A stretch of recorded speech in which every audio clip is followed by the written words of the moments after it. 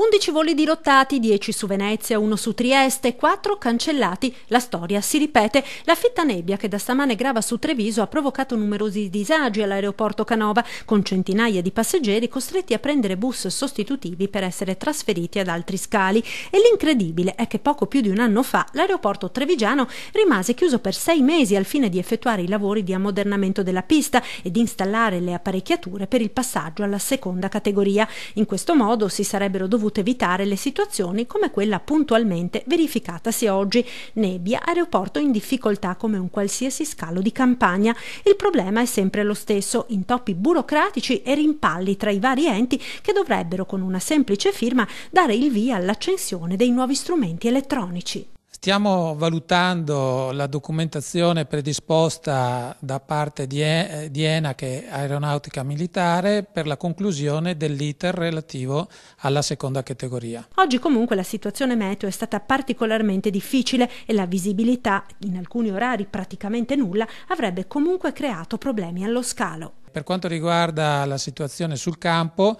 devo dire che anche in presenza della seconda categoria la situazione non sarebbe stata completamente risolta, in quanto le condizioni di visibilità non avrebbero comunque consentito l'atterraggio e il decollo di una gran parte degli aeromobili che sono stati dirottati. Problemi non tanto per la nebbia in Veneto quanto per l'ondata di gelo che sta attanagliando il nord Europa anche all'aeroporto di Venezia. A causa della neve e del ghiaccio sono stati cancellati i voli da e per Londra, Parigi e Francoforte.